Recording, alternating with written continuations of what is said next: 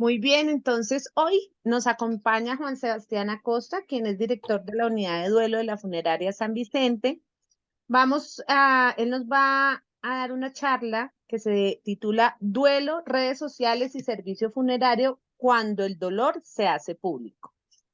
Juan Sebastián, voy a ser muy puntual porque tú sabes que el tiempo es corto. Igual esta charla para todos queda grabada. Yo la subo al canal de YouTube por si después la quieren repetir o ver desde el comienzo para los que no alcanzaron o la quieran compartir con alguien en especial.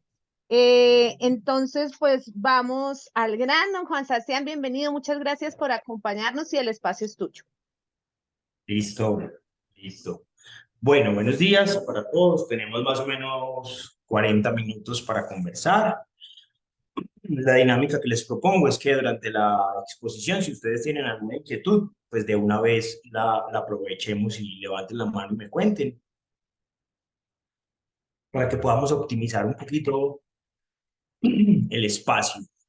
Esta conversación es una conversación que podríamos considerar introductoria, porque les vamos a presentar algunos asuntos que Unidad de Duelo ha encontrado en dos investigaciones que acabamos de terminar. Nosotros hicimos unas investigaciones con la Universidad San Buenaventura, con un grupo de investigación en ciberpsicología que tiene la Universidad San Buenaventura, para un poco comprender qué estaba pasando con el duelo y las redes sociales. El contexto de esta investigación es prepandemia, es decir, antes de pandemia nosotros estábamos preguntándonos ya por el asunto. Por lo tanto, cuando la pandemia llegó, pues digamos que nosotros ya habíamos hecho, ya teníamos digamos, una investigación previa que nos permitía tener una comprensión significativa de la experiencia. ¿Qué pasaba? Nos pasaba una cosa que probablemente ustedes han visto en sus empresas funerarias o incluso en su interacción cotidiana con las personas. Uno se da cuenta que las personas cuando fallece un ser querido empiezan a hacer un montón de publicaciones en redes sociales de diversa índole, ¿cierto? Está desde aquel que, por ejemplo, publica en WhatsApp la cinta de luto, el que publica una canción, un video, un mensaje de condolencia, una expresión de dolor hacia la muerte del ser querido, es decir, te fuiste sin mí, me haces mucha falta, estoy muy triste, y entonces uno empieza a inquietarse, ¿cierto? Que uno puede pensar, esto está bien o está mal. Si usa pues un juicio moral para comprenderlo, esto se ve muy feo, esto no debe estar bien, o digamos esto no le hace bien a la persona, le hace daño. Entonces todos teníamos un montón de prejuicios respecto a eso y digamos que Unidad de Duelo no quería quedarse en esta primera reflexión del prejuicio, sino intentar comprender cuál era el significado que para las personas tenía ese asunto.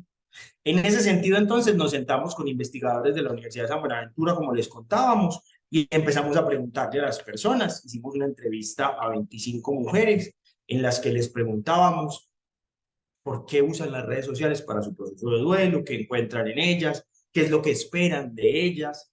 Y con esa información hicimos toda una investigación que nos favoreció encontrar lo siguiente. Entonces, para empezar, yo quisiera mostrarles primero algo que nos puede servir. Paula, si puedes, me das la posibilidad de compartir pantalla y así yo Listo, perfecto, ya les fue. puedo compartir eso.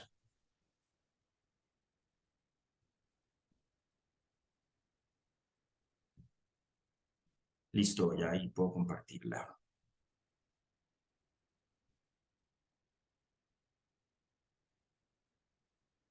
Entonces vamos a partir ustedes y yo de unos acuerdos básicos, ¿cierto? Hay unos acuerdos básicos, ahí están viendo mi pantalla, ¿cierto? Sí, Creo que señor. sí, Sí, sí, sí, señor. listo. Miren, vamos a partir de unos acuerdos básicos ustedes y yo, y es que la persona que está en duelo, vamos a saltarnos esta información, que no nos corresponde en este caso, pero lleguemos a esto. La persona que está en duelo, ustedes y yo vamos a acordar que tiene unas necesidades que son muy específicas y que ustedes a través de su experiencia en el sector funerario han reconocido y saben ya que existen. Esas necesidades son básicamente la necesidad de tener que se le reconozca su experiencia de duelo, que haya confianza, que se respete los valores que la persona tiene sobre sí misma y sobre el fallecido, necesita sentirse segura física, emocional y vincularmente, necesita estar en un lugar tranquilo, es decir, ya sabemos que la persona en duelo tiene unas necesidades específicas que hay que atender. Esas necesidades son diferentes a las necesidades de una persona que no está en duelo, ¿cierto? Si yo no estoy en duelo, estoy en un momento cualquiera de mi vida y a mí alguna persona me dice, ve, ven, comámonos este alimento que es muy rico, muy delicioso, es probable que yo acepte, porque me parece interesante la experiencia de probar un alimento que asocio con el placer. Mientras que si yo estoy en una experiencia de duelo, es poco probable que un alimento o que alimentarme sea una necesidad inmediata. Entonces, lo que en un contexto sin duelo es una necesidad inmediata, en un contexto de duelo no es una necesidad inmediata. La persona valoraría muchísimo más el respeto, la confianza que la alimentación en un momento de duelo. Es decir, la persona en duelo tiene invertida la pirámide de las necesidades. Lo que para mí, cuando no estoy en duelo, es fundamental, para alguien que, no es, que está en duelo, no resulta tan relevante. Señora, usted no puede ir a ese barrio a reconocer el cuerpo de su hijo porque es un barrio muy peligroso. Si usted va a correr peligro, no me importa, yo voy. Ustedes dirán, hombre, la seguridad es una necesidad básica, sí, pero para alguien que está en duelo, esa no es una necesidad inmediata. Entonces nos dimos cuenta que la persona que está en duelo tiene unas necesidades muy diferentes a las que tenemos los que no estamos en duelo. Y las redes sociales parece que ahí cumplen una función que es muy llamativa, ¿cierto? La función que cumple la red social es que favorece cosas que antes nosotros encontrábamos en espacios presenciales. Entonces, ¿cómo así, Sebas? ¿Qué significa eso? Ah, yo le explico, muchachos. Si yo quería construir certeza de la muerte, estas diapositivas están viendo chiquitas, pero yo veo si las puedo poner que se vean más grandes, más bonitas, que así están muy feitas. Si yo quiero construir certeza de la muerte, yo quiero estar seguro que mi ser querido falleció, que es una de las tareas del ritual funerario o una de las funciones del ritual funerario. Yo, la alternativa que tenía en otro momento de la historia era asistir al ritual funerario y constatar a través de los sentidos la experiencia de muerte de mi ser querido. O sea, yo iba y miraba. Ya después de la pandemia aún más, recuerden que la investigación es prepandemia, si la pusiéramos en contexto actual sería muchísimo más complejo, ya no es necesario ir a la virtualización, ya hay alternativas. Por ejemplo, ustedes han notado que las casas de funerales han innovado con servicios de transmisión vía streaming del ritual funerario, que se han hecho construcciones audiovisuales para presentar a la familia o presentar en la sala de velación. Entonces ya esa incredulidad y esa confusión no se resuelve exclusivamente con el ritual funerario, sino que también se puede resolver con llevar el ritual funerario a la virtualidad. Entonces, miren que lo que en principio aparece, si uno lo ve con ojos de juicio, como un asunto feo, descortés, disruptivo, extraño, puede ser una oportunidad para el servicio que nosotros prestamos al usuario. Puede ser una oportunidad para el servicio que le prestamos. La persona en duelo tiene altos picos emocionales. Requiere recibir empatía, solidaridad, contacto humano frecuente. Por eso ustedes ven que los rituales funerarios insisten en que la persona sea abrazada, sea recibida, sea acogida, sea consolada. Si queríamos recibir eso antes, había que ir presencialmente a cualquiera sea de las experiencias rituales existentes, al novenario, a la Eucaristía, a la velación o a la práctica religiosa que la persona eligiera. Ya no. Hemos encontrado que las personas interpretan como empatía y apoyo, por ejemplo, los likes. Que alguien le dé like a la publicidad que yo, a la publicidad no, al post que yo pongo en Facebook. Entonces, ay, es que yo puse que mi esposo me hacía mucha falta y fulanita me dijo, me puso un like, o sea que ya vio mi comentario. Ella se percató que yo estoy mal y eso significa que me está dando su apoyo.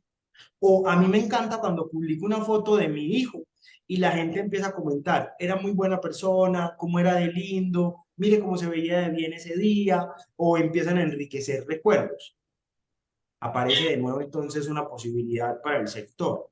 Lo que en un momento puede considerarse como un acto de exposición inadecuado, porque uno podría pensar, pues cada quien lo puede pensar, pero uno podría pensar, hombre, qué feo, ¿cierto? Instagram no es para eso. Instagram es para poner fotos lindas. ¿Cómo ponen una foto del duelo? Para esa persona es una manera de encontrar apoyo. Para una persona es una forma de encontrar validación. ¿Qué pasa entonces? ¿Qué es lo que sucede? Que la persona encuentra en la red social un público que escucha su malestar. Y un público además que es muy abierto, muy grande. Entonces, lo que antes se requería presencial, ahora va a la virtualidad. Miren, en duelo, todos ustedes y yo sabemos que la persona valora guardar objetos, guardar en el recuerdo las formas en las que se relacionaba con su ser querido, que le encanta el uso de los símbolos. Voy a silenciar a silenciar. De pronto, Milena y Nelly quieren decir algo.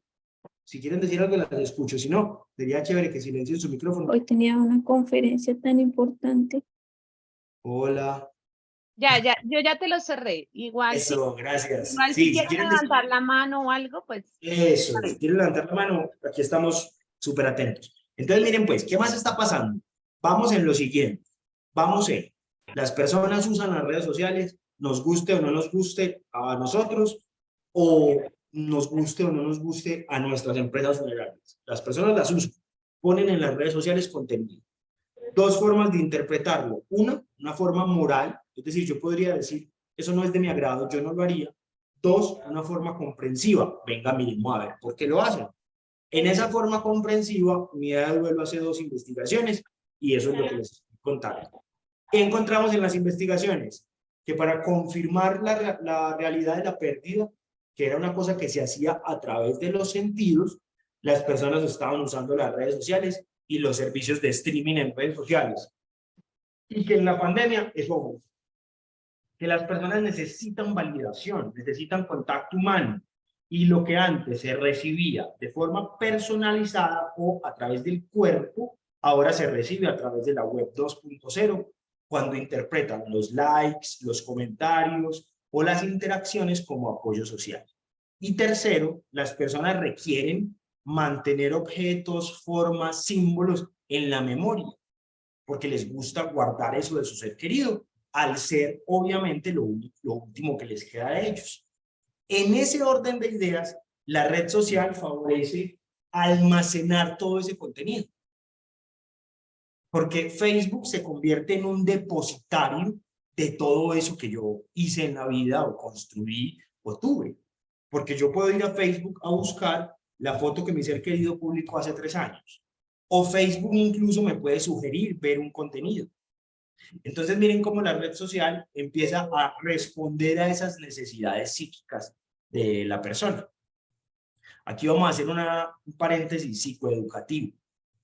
Ustedes que tienen redes sociales, por ejemplo Facebook, es probable que sepan que Facebook tiene una opción que se llama In Memoriam, que favorece que ustedes elijan cómo se va a administrar su perfil cuando ustedes mueran. Pueden dejarle su perfil a una persona que se ocupe de cuidarlo, pueden dejar su perfil con restricciones, pueden dejar su perfil a otro que lo va a cuidar, pero sin que vea los mensajes. Es decir, ustedes pueden ir eligiendo qué se va a hacer con su perfil, aun cuando están en el momento en que están vivos, para que su perfil cuando ustedes fallezcan, pues permanezca como un perfil al que sus familiares puedan visitar, pero con ciertas restricciones, porque obvio, hay conversaciones en Facebook pues que uno considera privadas y que no quisiera que otra persona viera. Entonces miren que incluso desde allá, desde aquellos que crean las redes sociales, pues ha aparecido la necesidad de intervenir este tipo de prácticas.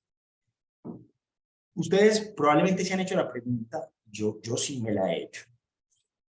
A mí me llamaba mucho la atención Cuando uno sale a comer o a un sitio chévere, ¿ustedes se han dado cuenta que hay personas que antes de hacer cualquier cosa toman foto? Y entonces vamos a comer una hamburguesa deliciosa de un sitio delicioso. Y ya llega la hamburguesa y uno ya está con mucha hambre, la ha esperado todo el tiempo. Y antes de comer, no, espérate, ya le tomo una foto, no, es que así no quedó buena la foto. Ay, qué montón de gente allá donde Lourdes. Hola, ¿cómo están?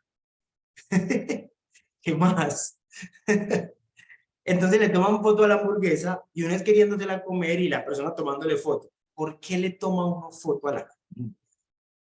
¿Por qué un asunto que debería considerarse del fuero íntimo se convierte en un asunto público?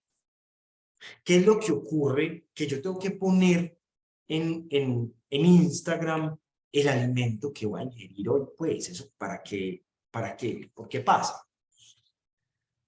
Les voy a decir una palabra enredadísima, pero es el nombre que eso tiene.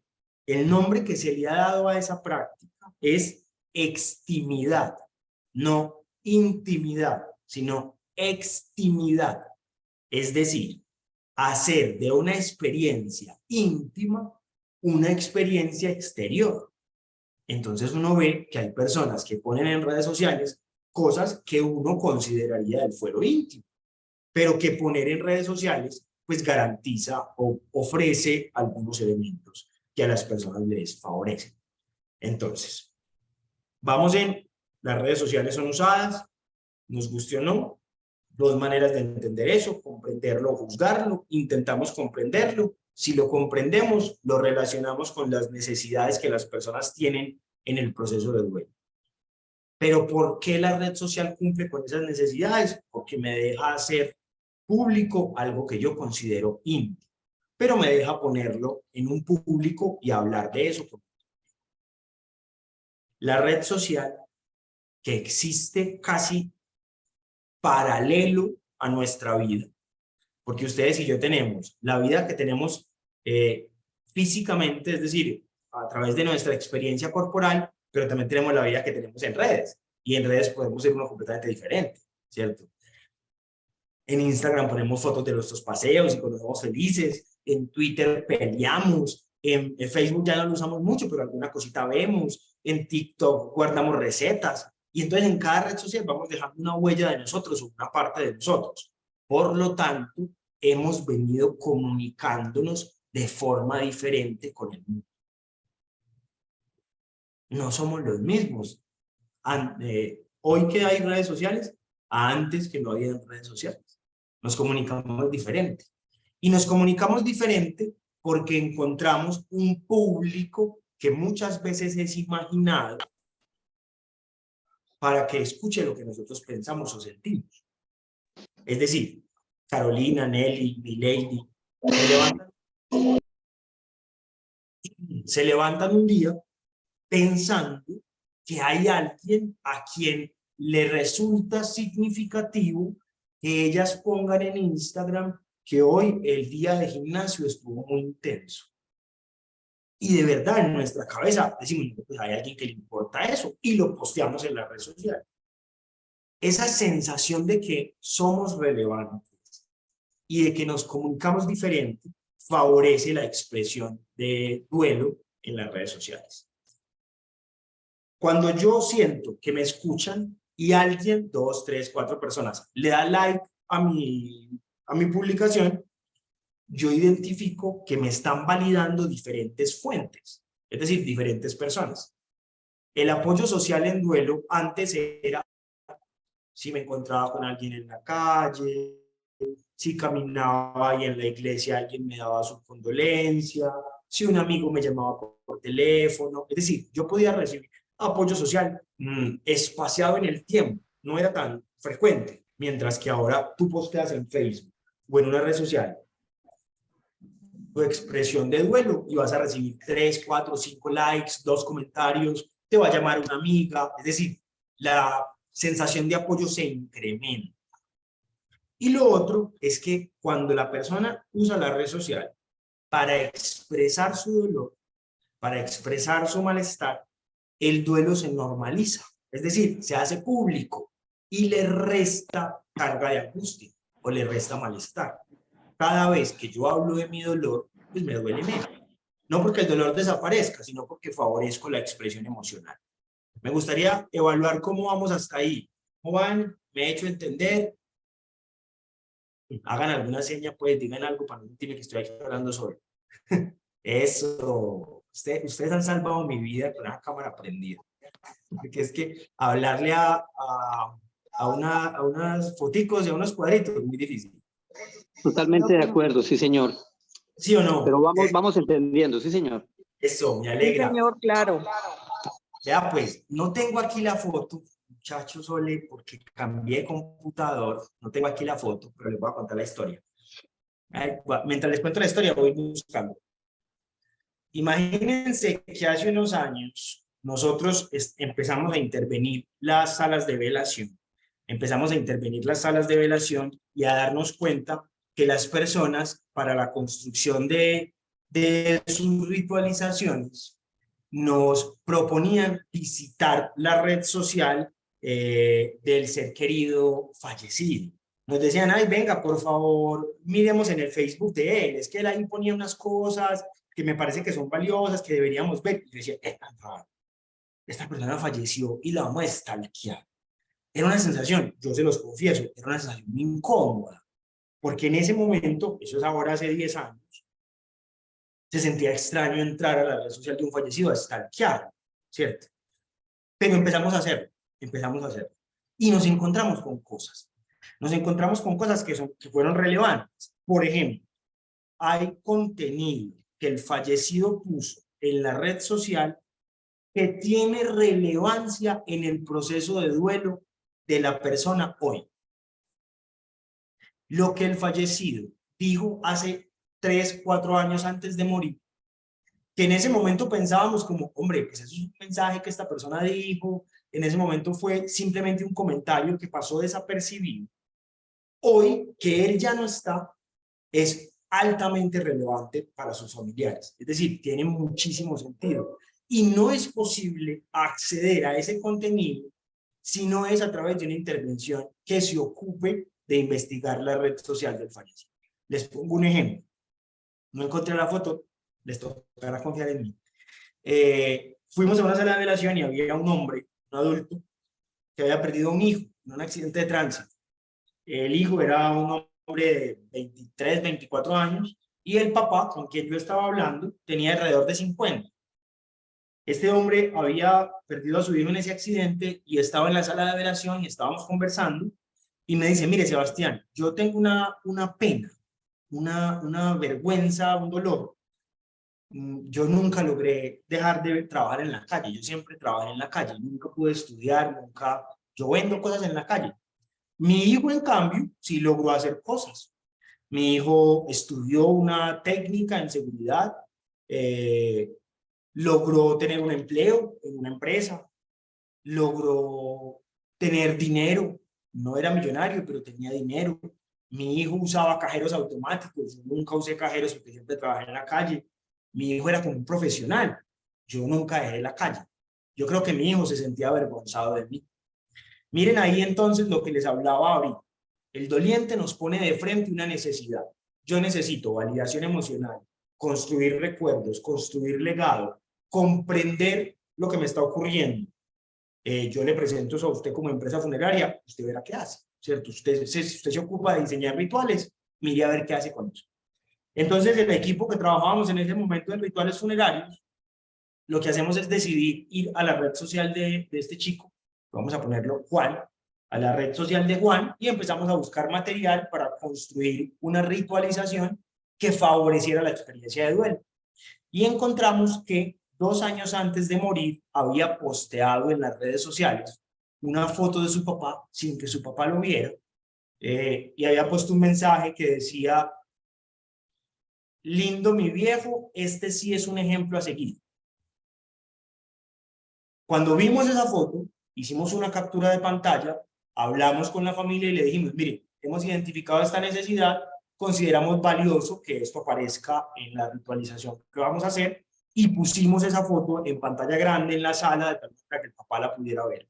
Este hombre tuvo una reacción obviamente emocional muy alta, que yo creo que favoreció su proceso de duelo. Esto no hubiera sido posible si nosotros no hubiéramos tenido la apertura para comprender que el proceso de duelo se está jugando ya no en un único escenario. Ya el escenario no es la presencialidad solamente, ya el escenario implica la virtualidad. Es decir, también existe el duelo en las redes sociales. Ese es solo un ejemplo. En la investigación encontramos otro. Había una chica que perdió a su hermana por suicidio. La hermana era consumidora de sustancias. Ella pierde a su hermana. La hermana se suicida, para decirlo exactamente, después de una confrontación que ellas tuvieron.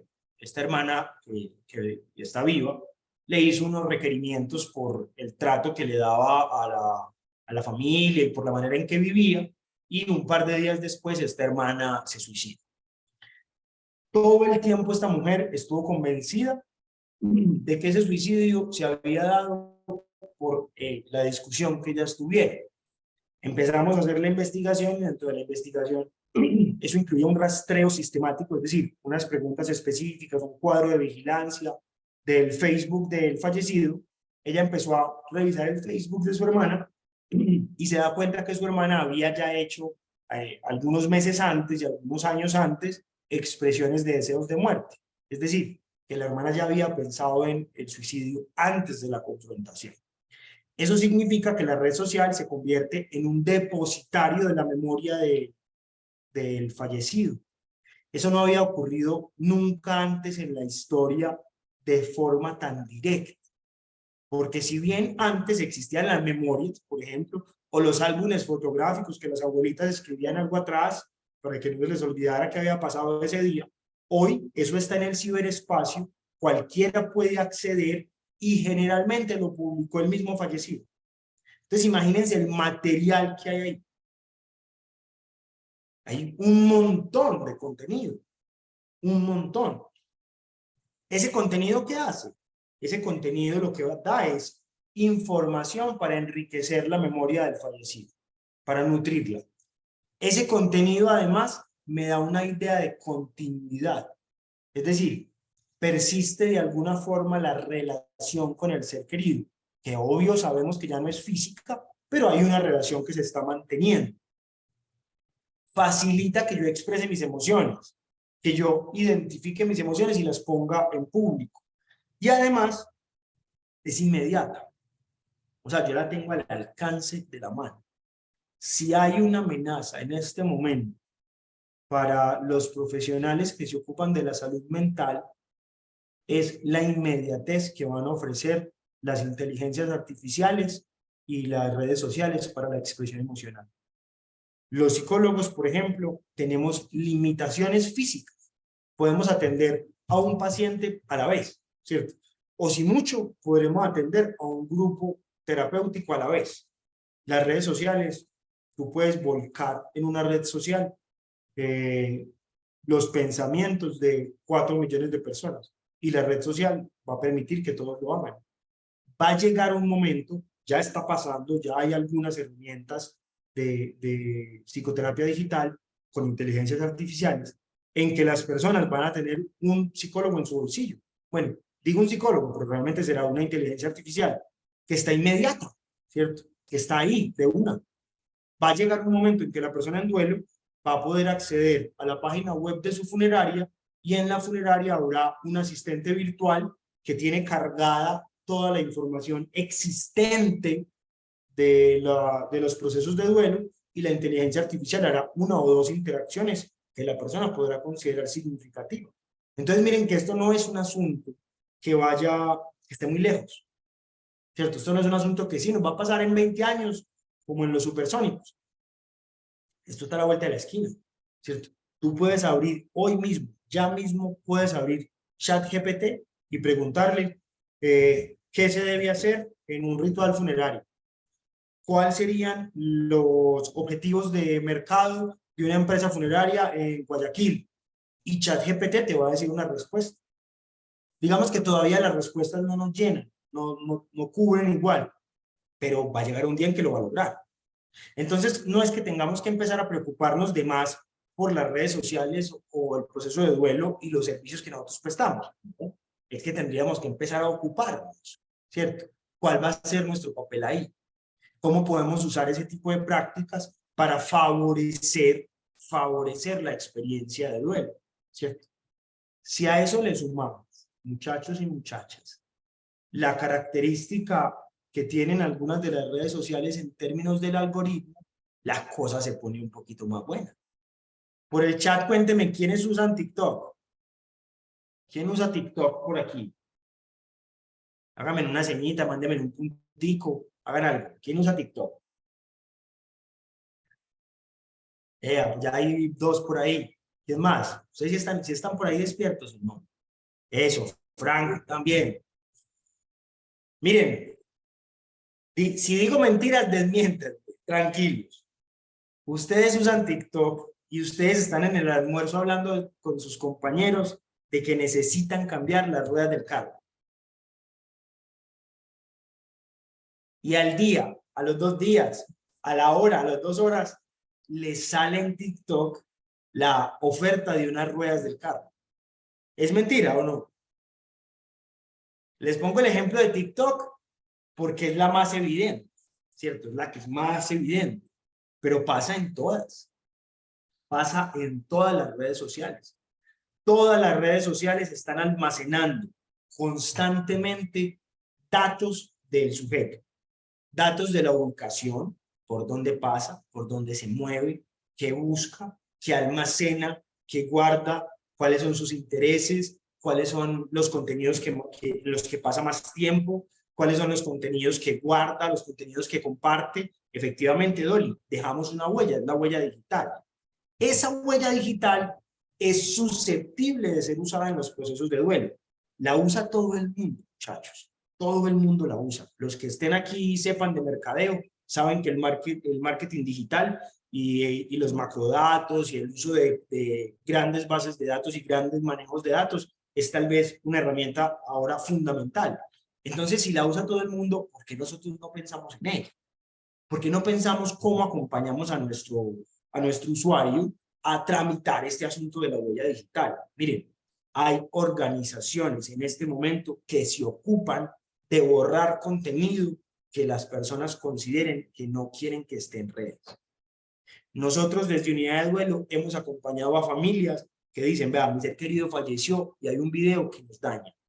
Hay una huella digital que nos hace daño. Hay empresas que lo borran. ¿Ustedes sabían eso? Hay empresas que lo borran. Tú le pagas un dinero, va más o menos entre 20 y $120 según lo que haya que hacer, y te borran el video, te borran el contenido. No siempre es contenido que la gente lo asocia usualmente a contenido sexual, no. A veces es contenido que la familia dice, hombre, no, yo no quisiera que dentro de la memoria de mi ser querido, cuando se abra Google y uno busque, salga eso. Entonces lo borran. Entonces, todas las organizaciones del mundo están ocupándose de lo que está ocurriendo en la red social, porque todas las organizaciones del mundo se han dado cuenta que en la web 2.0 o en la vida virtual, las personas construyen memoria, hacen una historia de vida, hacen pareja, construyen vínculos, se divierten. Si ellos lo están haciendo, el sector funerario no se puede quedar atrás. Tenemos que empezar a pensar qué está a nuestro alcance, qué también podemos hacer, ¿cierto? Yo les he contado, digamos brevemente, experiencias, pero seguramente si ustedes se preguntan, en cada uno de sus países o de sus organizaciones han sucedido cosas en torno a las redes sociales, ¿cierto? Y el sector funerario, yo he sentido que de alguna forma se ha quedado expectante, ¿cierto? Como, bueno, vamos a ver qué ocurre. No. Yo creo que la propuesta es, vamos a ver qué hacemos, cómo podemos nosotros intervenir desde ahí, qué podemos ofrecerles, si es una necesidad que existe. Es decir, ya nuestros usuarios postean en TikTok, en Instagram, en Twitter, en Facebook, los servicios funerarios, ya hacen demandas en esas redes. Nosotros no podemos quedarnos expectantes porque es un territorio desconocido. Tenemos que aprender a comunicar ahí, a tener presencia ahí.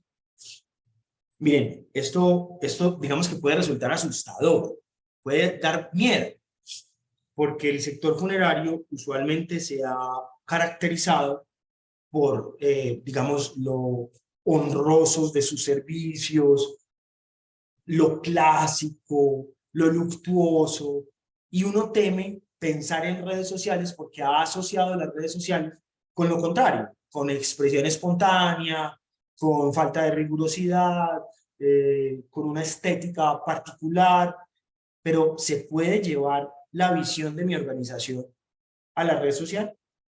Como yo comunico en persona, ¿puedo comunicar en la red social?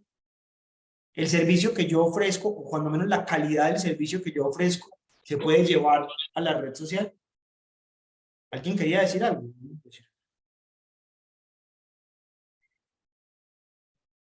Cuando el usuario esté al frente mío y me exprese una necesidad que se relacione con la web 2.0, mi equipo está formado para responder a esa necesidad.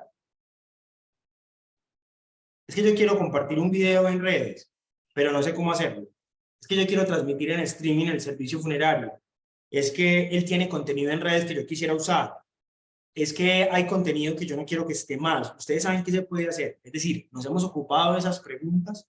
Son cosas que mínimo deberían ser, digamos, inquietudes que nosotros tengamos, ¿cierto? Mínimo debería ser una inquietud que el sector debería plantearse, ¿cierto? Si esto ya está en el bolsillo de todas las personas, porque está en el dispositivo, ¿no queremos estar en el bolsillo de las personas también? Miren, la publicidad con... Yo creo que nunca antes había estado tan cerca de su usuario. Nunca antes. Un publicista de los años 60 se sorprendería de lo cerca que está hoy de su usuario. Es que estamos dentro de la casa de las personas. Estamos en el dispositivo que las personas usan para todo. No queremos estar ahí. Y si queremos estar ahí, ¿cómo queremos hacerlo? Ah, no, yo pongo un comercial y lo adapto a las ads o a las búsquedas que haga mi público. Con eso basta. Eso es lo que quiere tu público. Volvamos a la gráfica. Esperen un momento, yo la pongo por aquí. Eso. Eso es lo que necesita el público. Que tú le des un comercial que le salga en YouTube, que interrumpa su video cuando él va a ver un video que quiere ver hace rato.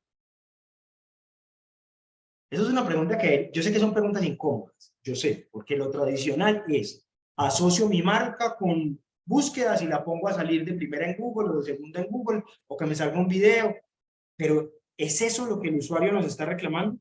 La necesidad del usuario en duelo, que ya estamos hablando de ellas por aquí, que le expliquen con claridad, que se muestren empáticos, que tengamos una actitud de aprendizaje, que estemos dispuestos y cercanos. La necesidad del usuario en la web 2.0 se salda con un video de mi director funerario presentando mis servicios. Es una pregunta que nosotros deberíamos hacer, ¿cierto? Deberíamos preguntarnos si el usuario requiere eso, porque tal vez no. Tal vez no. Tal vez en la web 2.0 lo que el usuario necesita es que reconozcan sus valores religiosos y sus tradiciones a través del contenido que la persona monta en la red social, que se valoren sus experiencias anteriores, que el usuario pueda hablar de sus experiencias anteriores, que tengamos un dispositivo para escuchar. Y el dispositivo para escuchar no es un computador, es un individuo formado en la escucha activa. El usuario necesita aprender del proceso de duelo y de su pérdida sin eufemismos y necesita que a través de la web 2.0 le garanticemos el acceso a redes de apoyo. ¿Estamos haciendo eso? Y si no lo estamos haciendo, ¿cuánto tiempo creemos que el usuario nos va a esperar? El que no es nativo digital puede que nos espere toda su vida. Pero esta persona que nació en el 2000, en finales de los 90, que hace todos sus trámites a través del dispositivo móvil, que vive en un mundo globalizado y tiene amigos en todas partes del mundo porque con todo se habla por redes sociales, esa persona nos va a esperar mucho tiempo. Ese usuario, que es el usuario del futuro, que es el que nos va a comprar en 10, 15 años, nos va a esperar. Ahí hay una pregunta que el mundo nos hace, ¿cierto? Que el mundo digital nos hace. ¿La muerte digamos, en la esfera física, la tenemos resuelta. Es un problema que hemos resuelto con la disposición final: cremación, inhumación, inundación, exposición. Ya tenemos suficientes formas de resolver. Pero ¿y la digital? ¿Qué hacemos con la digital? ¿Qué estamos haciendo con la digital? Bueno, los dejo con esa inquietud. Esa inquietud es grande, es grande. Sí se están haciendo cosas. Sí se están haciendo cosas y cosas valiosas. En el Congreso Internacional de Duelo, que va a ser ahorita en junio, vamos a tener una ponencia específica que habla sobre esto. Vamos a estar el 22 y el 23 de junio. Ahí Paula nos está poniendo la imagen, aquí en Medellín. En este congreso va a estar Andrés Camilo García, que es magíster en psicoterapia, y fue investigador de estas dos investigaciones que hizo Unidad de Duelo, y nos va a contar para qué sirven las redes sociales en duelo y cómo se pueden usar. Nos va a decir, vea, sirven para esto y lo que usted puede hacer en su empresa funeraria a partir de hoy. Esa es la ventaja de las redes sociales, muchachos y muchachas, y es que la inversión no es tan alta, ¿cierto? Invertir en construcción de espacios digitales no es tan costoso como en los espacios físicos. Usted a partir de hoy puede hacer esto, y es tan valioso que usted puede hacer que usualmente es autogestionado. Es decir, los mismos usuarios van haciendo de la web 2.0, que esa es la característica, que el usuario crea contenido, un espacio óptimo para ellos. Entonces, en ese día va a estar Andrés García, que es una experiencia que yo les recomiendo que no se pierdan, que va a estar hablando de eso, pero también va a estar Adriana Conrado. Adriana Conrado es una productora audiovisual que en pandemia se dio cuenta que estaba inundadísima de su experiencia de dolor y estaba aislada en su casa. Empezó a construir un documental sobre la muerte de su hija. Es una pérdida perinatal. Y se dio cuenta que construir contenido audiovisual para redes sociales ayudaba en el proceso de duelo.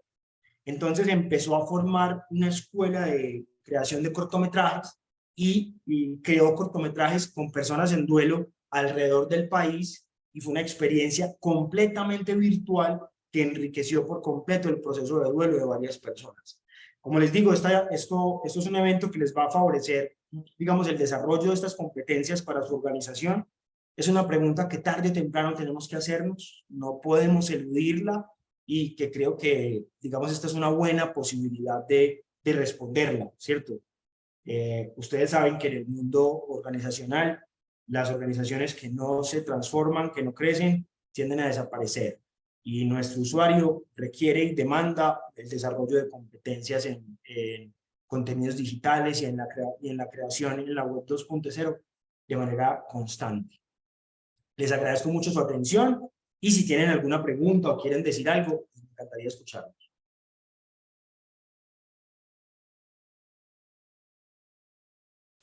Excelente, Juan Sebastián, y aprovecho también el espacio para contar, pues, sí, que tú también, que eres el experto, nos cuentes quiénes son los otros ponentes. Me parece importante compartirles que va a estar Robert Meyer, que va a estar Monse Esquerda, pero yo quiero que tú nos cuentes, que los conoces un poco más, quiénes son y la importancia de tenerlos en este evento.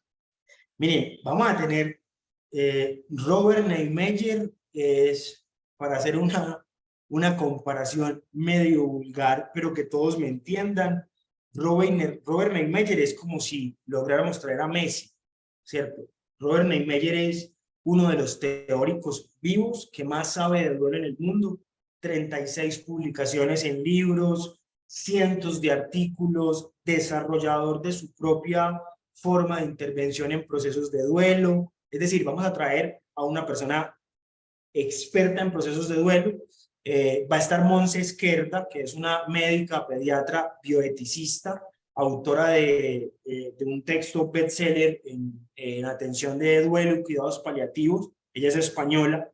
La primera vez que vienen ambos a Colombia, y por su agenda, creo que no vendrán en mucho más tiempo porque tienen una agenda muy llena, pero son dos personas que enriquecen full la experiencia. Y además tenemos un médico psiquiatra, Camilo Agudelo, con experiencia en atención a pacientes en duelo, que nos va a enseñar un poco qué se puede pensar desde la psiquiatría para atender personas en duelo. Va a estar Juan Pablo Espina, bogotano, antropólogo, doctor en antropología, que nos va a hablar de los rituales funerarios desde nuestro contexto. Es decir, en Colombia, cómo se han construido los rituales.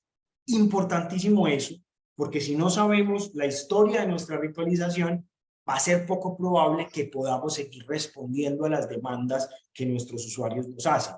Y además tendremos a Nancy Juliet, que es psicóloga, magíster en psicología, aspirante a doctora en psicología, que nos va a estar hablando de una población complejísima después de pandemia, ¿cierto? Los niños y las niñas. Después de que tuvimos niños y niñas 2 años aislados, sin contacto social, sin ir a la escuela como se iba antes, tenemos un montón de preguntas sobre el duelo infantil y ellas van a estar ahí. Además, el segundo día de congreso vamos a tener la fundación o digamos la creación de un capítulo de profesionales y de unidades de duelo en Colombia. Por primera vez nos vamos a asociar, nos vamos a juntar. Sí, yo voy a estar, claro, Laura, voy a estar en primera fila. Vamos a crear por primera vez un grupo de unidades de duelo y de profesionales que atiendan a personas en duelo para empezar a crear cosas, empezar a aliarnos, a crear contenido, a compartir información. Y es muy valioso el evento. Y lo otro es que en ese mismo evento vamos a tener la posibilidad de que las empresas funerarias que hayan hecho prácticas de duelo o intervenciones que consideren valiosas, nos las compartan a todos y las veamos todos. Y además aquí pues para ustedes, para otros 30, Unidad de Duelo va a abrir una pasantía de 3 días para el personal que trabaja en funerarias. Es decir, si ustedes se inscriben al congreso sin pagar un solo peso adicional, van a tener una pasantía de 3 días en Unidad de Duelo, donde los vamos a actualizar en intervenciones de duelo, en qué se está haciendo ahora, cómo se puede hacer. Así que no se lo pierdan, eso va a estar muy chévere. Excelente. Ya que hablas del valor, pues acá están los precios. La inversión es de 390.000 pesos para no corporados, 86 para los que están fuera, $86 para los que están fuera del país. Para corporados, 350.000 pesos, $78 para los que están fuera del país. Y para estudiantes, 300.000 pesos, $67 para los que estén fuera del país. Si cancelan antes del 10 de mayo, van a tener un 10% de descuento. La promoción de hoy es para los que se inscriban hoy. Hoy, si hoy se inscriben, les damos un 15% de descuento. Oiga esa belleza, por Dios. Vea, aprovechen. Está buenísimo. Les voy a poner Aprovechen. en el chat y ahorita en la pantalla también un código QR para que se inscriban. Ahí tienen la opción de decir, quiero recibir solo información, quiero inscribirme o quiero participar como patrocinador. Ahí ya se los voy a poner. Lo otro es, permítanme 2 segunditos por acá. Les voy a compartir el link para los que quieran hacer de una vez inscripción por acá. Y los que quieran hacerlo a través del código de barras, acá también está. Bueno, nada, invitarlos a que se inscriban. Esto está súper interesante. No sé si también se me ocurre aprovechar que quieras hacer una pregunta y al que primero pregunte, responda, le hacemos un súper regalo. Así. Y hagámosle un súper regalo premiando también la participación en los miércoles de remanso y obviamente en el interés de este tema. Entonces, si quieres, haces una pregunta y le damos un 50% de descuento y le damos inclusive precio de estudiante con 50% de descuento. Imagínate. Uy. Eso es un regalo para el primero que responda. Una pregunta. Bueno, el primero que responda en el chat para poder estar seguro, ¿cierto? Ah, exacto. Ajá. ¿Cuál es el nombre de hacer público lo íntimo? ¿Cómo lo llamamos? Si no la cambio, vamos a ver. Sí. 5. Ay, sí señora Laura. Laura se ganó el... Laura se lo ganó. Laura, abre tu micrófono y cuéntanos dónde estás, dónde vives. Hola, ¿cómo están? Hola, Laura. Yo trabajo en la funeraria de la costa de Quibdó. Bueno, te ganaste el premio. ¿Vas a venir? Con ese premio imposible. Sí, sí, claro, yo siempre participo y obvio voy a estar. Eso, bueno, ahí tienes Laura Moreno, Paula, para que la anotes. Sí, ya anoté, entonces clarísimo, te acabas de ganar ese super premio. Entonces a todos y los que se inscriban hoy, no se les olvide 15% de descuento y los que no alcancen hoy, 10% de descuento hasta dijimos que 10 de mayo. Sí. Sí, 10 de mayo. Vean, no se lo pierdan, en serio. Va a estar buenísimo, va a estar muy bacano. Es el regreso del Congreso a la presencialidad. El Congreso no se había hecho presencial hace tiempo. Vamos a tener la posibilidad de fundar este capítulo de unidades de duelo y de personas que atienden duelo para empezar a compartir información, para crear un diplomado que está casi listo. Solo los necesito a ustedes para terminarlo. No se lo pierdan, yo los quiero ver ahí, ojalá nos veamos ahí. Listo, entonces a todos muchas gracias, Juan Sebastián, a ti muchas gracias por acompañarnos hoy y a todos muchas gracias, nos vemos el próximo miércoles, ojalá con otro anticipo de este Congreso del Duelo, Sebastián, ¿será que nos... Vamos a intentarlo. Listo, muy bien, muchas Listo. gracias a todos. Chao. Un feliz día. Chao. Chao. Hasta luego, gracias.